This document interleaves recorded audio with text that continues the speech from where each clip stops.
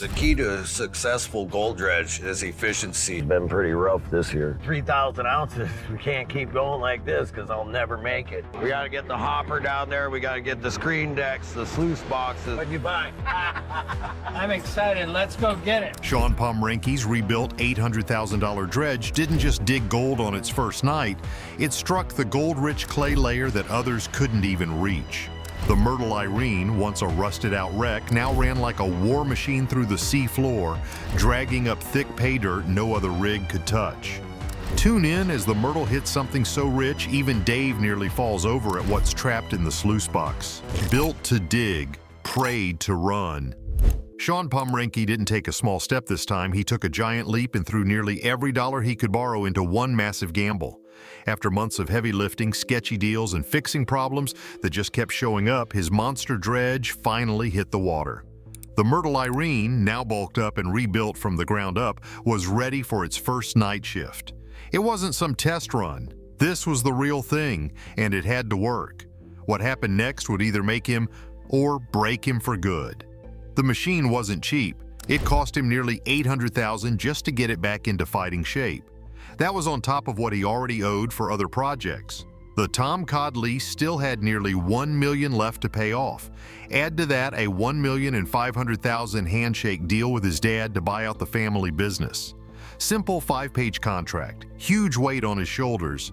But the Myrtle wasn't just rebuilt, it was transformed. Shawn dropped the wash plant down to make it easier for the excavator to dig. He added a second sluice box to make sure none of the fine gold slipped through the cracks. Every part of that dredge had been touched, tightened, and tested. From the pumps to the buckets, it was all built with one thing in mind: pull as much gold from the sea as humanly possible. First night out, they headed to one of Shawn's old hotspots, a place others had scratched but never really dug deep. The Myrtle could go past 30 feet. That's where the real gold was, deeper than anyone else could reach. It was the kind of spot that could make a bad season look good in just a few days. They pulled up, lined everything up, and fired up the pumps. The crew stood by waiting. The sound of diesel engines and rushing water filled the night. Shawn stayed sharp. No champagne, no high fives, just focus. That first scoop hit the bottom and came up full of chunky cobble. Not just any cobble, the kind that told you something better might be hiding just underneath. Minutes turned to hours. The machine kept digging. The night was cold, but the dredge was hot.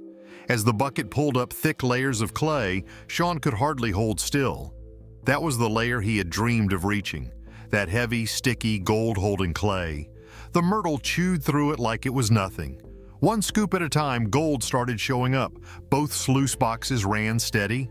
Water pushed pay dirt through thick mats. The crew didn't need anyone to tell them what was happening. They saw the signs, the way the water flowed, the sound of the gravel, the shine in the box. It was real. The Myrtle had never seen the ocean before this night. It had never been tested under pressure. Most builds like this, they fall apart fast, leaks, cracks, slipped belts, overheating, but not this one, not yet. It ran smooth. Pumps stayed clean, no clogs, no blown hoses, no shutdowns. Shawn moved fast. He watched every hose, every valve, every tray. He had been thinking about this build for months, losing sleep over it, sketching ideas on napkins, calling in favors. Every bolt had a story. Every line had been double-checked. It wasn't just a build, it was a mission. Around the middle of the shift, Dave took a look inside the top sluice. Loose gravel, light flow, clear mats, all good signs. Then he spotted it. Gold. Not a fluke, not a maybe. Real gold caught right in the middle of the box. Not a lot, but enough to get excited. Enough to know the machine was doing its job. They kept digging, one full cut, no breaks, no backup, just clean work. When they were done, they shifted the dredge forward and dropped back in. No dragging chains, no limp hoses. Just power. Shawn couldn't stand still. He paced the deck, checked every connection, peeked into every chute. The Myrtle ran like a dream. This was the first time it had ever seen real action, and it was eating through the seabed without breaking a sweat. That night, the whole setup ran for hours without a single problem. No leaks, no pressure drops, no panic. Just digging. The sun started creeping back up and the Myrtle was still moving, still pulling in dirt, still catching gold. Dave, who had been unsure about the whole thing, now looked like he was ready to put a ring on the sluice box. He stood by the gold tray like a proud dad. He had seen plenty of first nights before, none like this. That one cut showed them everything they needed to know. The sluice boxes were wide, deep, and built to trap every flake. Even with just a few specks visible, they knew what it meant. That was just the start. If the first run looked that good, they had a lot more waiting below the surface. The Myrtle had proven itself. One night shift, one full cut, and it did not fail. All that time in the shop, all those late night calls, the money, the stress, none of it was wasted. The next move was simple. Pull the spuds, shift position, drop back in, keep going. This wasn't luck, this was hard work stacked on top of more hard work. The kind that most people don't see, welding at 2 in the morning, wrenching in the rain, drawing plans on the back of shipping crates. Shawn had rebuilt the Myrtle into something dangerous, something strong, something fast, and it ran.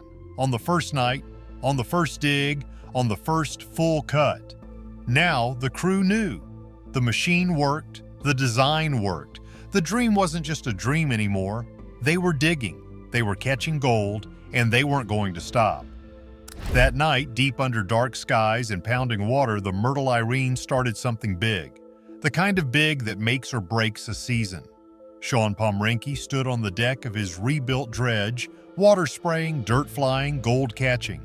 One night in, and the machine was already doing what it was built to do. Dig, catch, repeat. But a successful first night doesn't guarantee a smooth season because Pomrenke's biggest gamble is still looming on the horizon. No loans, no lifelines, just gold. 2 miles off the coast, the pressure is cranked high. The season is shaping up to be massive, and Shawn Pomrenke steering into the chaos isn't dipping his toes. He's knee-deep already. This winter, the seasoned dredge boss didn't just sit back and ride out the freeze, he made a move, a huge one, picked up a gold claim that stretches across 1,000 acres. The name, Tom Cod, price tag, over $1.5 million, and that kind of deal doesn't come with a grace period. There's a payment coming due. If it doesn't land on time, that ground goes right back to its last owner, ready to be resold to the next hopeful. The plan to keep it is split 3 ways. First up, run the Christine Rose from dawn to dark and then into the night. No shortcuts, just haul as much pay dirt out of that seabed as possible. The gold market is running hot, and there's no better time to cash in.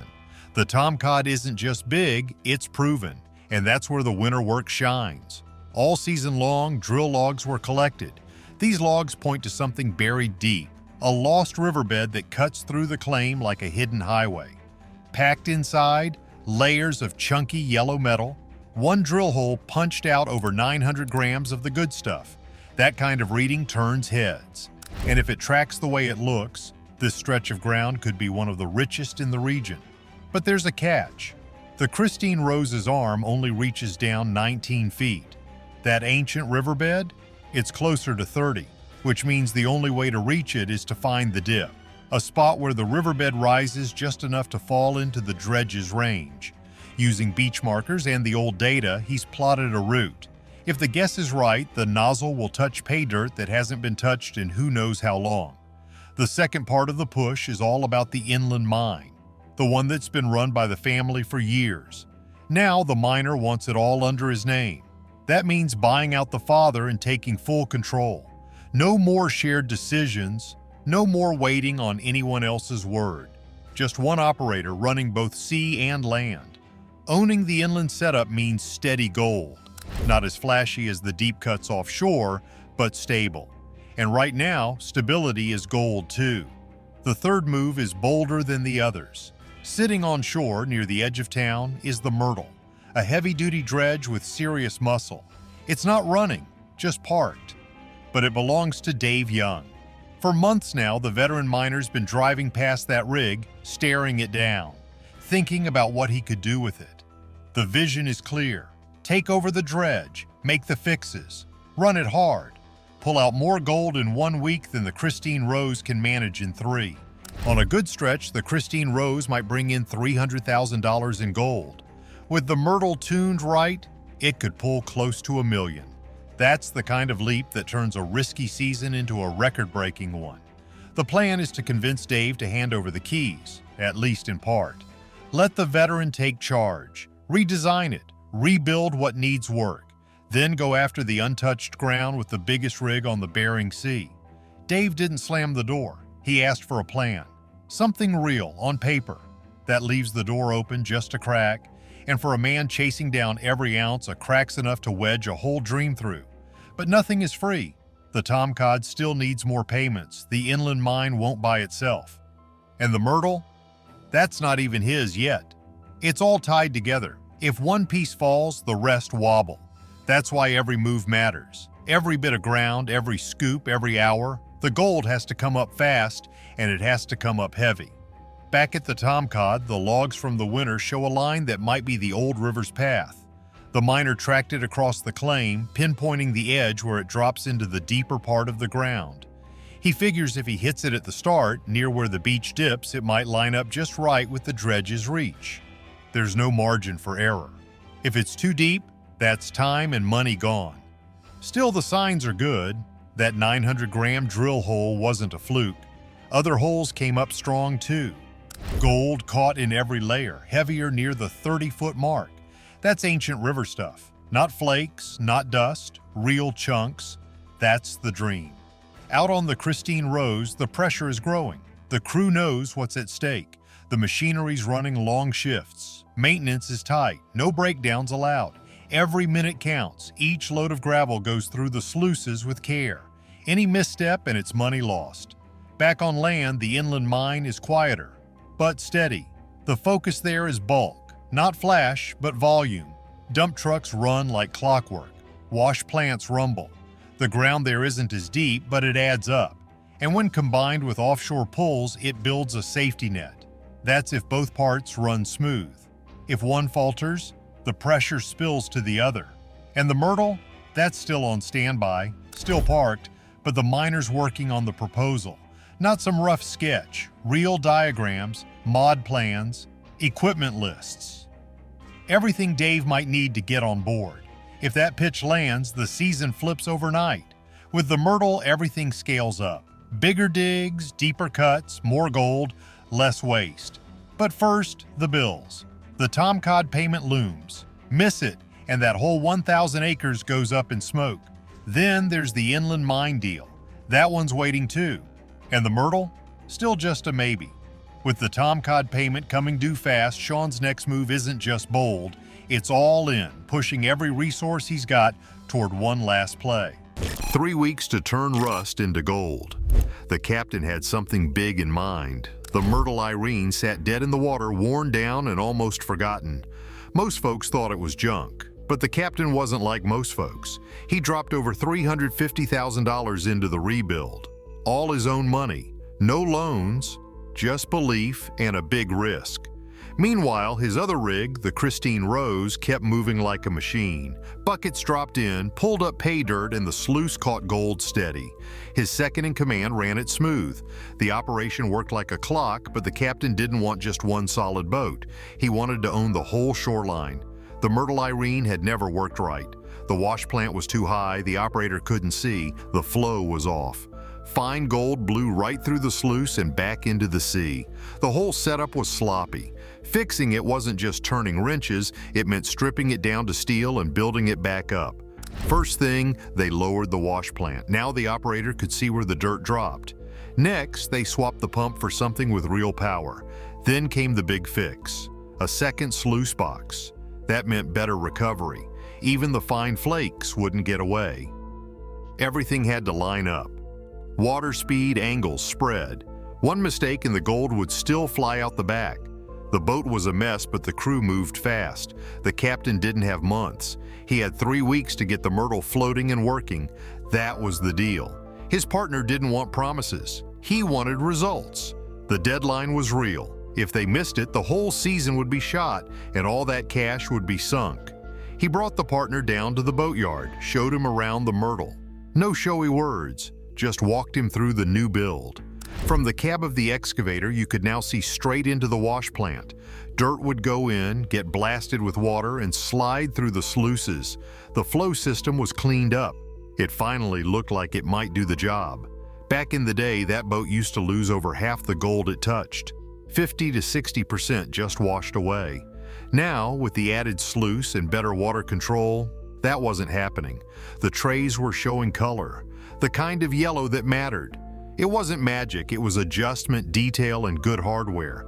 The man didn't want just a boat that floated. He wanted something that could beat the Christine Rose. That was no easy task. The Christine was already the most efficient dredge out there, but he had built that one too. He knew what worked. Now he was aiming bigger. The Myrtle's bucket was massive, 5 times bigger than the one on the Christine. That meant it could scoop 5 times the dirt with every pass. More dirt, more gold. They wouldn't waste time digging small patches. They would hit the heavy sand straight in the bay. One scoop at a time, piling up pay. The pressure was heavy, time ran fast. The boat needed to launch or they would start losing real money. The captain didn't borrow this cash. He dug into his own pockets. If it failed, he felt every dollar. But the welders kept welding. The builders kept cutting. Hoses, motors, frames. The Myrtle changed every day. It stopped looking like an old rig and started to look like something serious, something sharp. The system worked like this. Dirt from the seabed dropped in the hopper. Water blasted it apart. The flow pushed the lighter sand away, leaving behind the heavier gold. The first sluice caught the big pieces. The second sluice picked up the fine stuff. Every section had to do its job. Nothing was extra. It all had purpose. Numbers mattered. You had to know how much water to use. You had to control how fast the dirt moved. You needed the sluices at the right length, at the right angle, not too fast, not too slow, just enough to let the gold fall and get trapped. Back on the Christine Rose, everything was dialed in already. The captain knew how much dirt came in with each bucket. He adjusted water flow by the second. The sluice was long enough to catch everything. The same rules had to apply to the Myrtle, just with a bigger system. The rebuild hit the mark.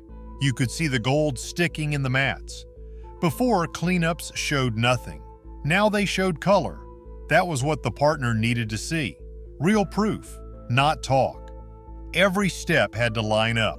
The frame was rebuilt, the pumps mounted firm, the sluices angled right, the lines cleaned out, the water pushed strong. The whole boat now looked like it belonged in the fight. The Myrtle had been a joke. Now it looked like a gold vacuum. That 5 times bigger bucket wasn't just for show. It could suck up the bay one load at a time. No more skipping past the heavy sand. Now they could dig anywhere. The man behind it all didn't take shortcuts. He had built before. He knew what worked. The Christine was his first monster. The Myrtle was about to be the second. Was the Myrtle smart or just too much? Did it change the game or waste time? Like the video, drop a comment, and subscribe for more real mining stories.